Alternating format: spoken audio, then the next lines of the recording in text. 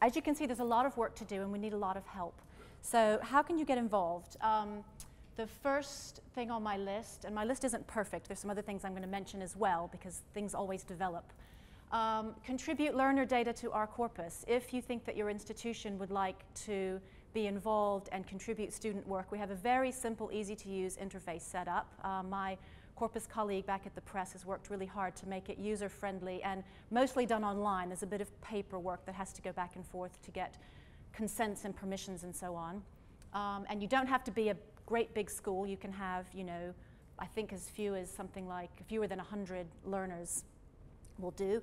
We're interested in spoken work and written work, and in particular I have a plea which has more or less come from Anne and her colleague working on the grammar project for A1 and A2 data. So don't feel like you have to have higher level students in order to submit work. There's a dearth of lower level data, and we're really trying to address that.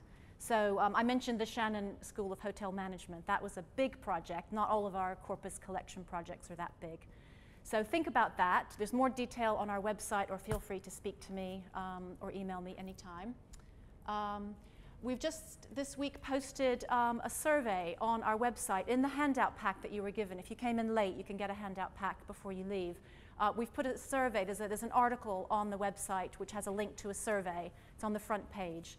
In your handout, there's also a link to the survey. We're trying to find out how teachers respond to English profile and how do they feel about the particular English profile outcomes that you can learn more about on the website. We've got the grammar project that Anne's working on. We've got a couple of other projects that are a bit further along in development that you can actually see samples of. There's the English profile word lists, for example, on the website.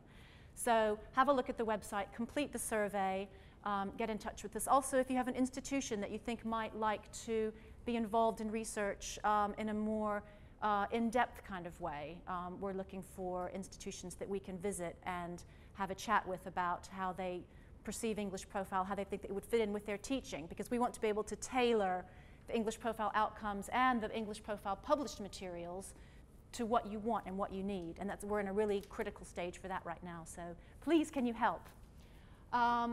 If you're in the academic field and you'd like to submit a research proposal, we've got some interesting ones in the pipeline. We're interested in hearing from other people who'd like to contribute something that they've been working on or that they're interested in that would relate to English profile.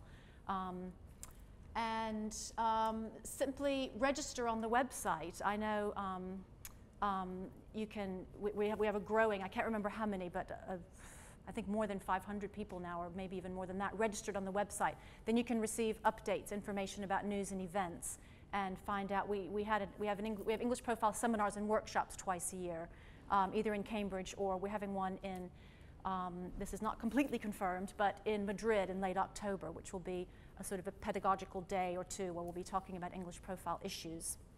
So, and there are publications coming through the pipeline from the press starting next year in 2011, so watch this space for more details on that as well.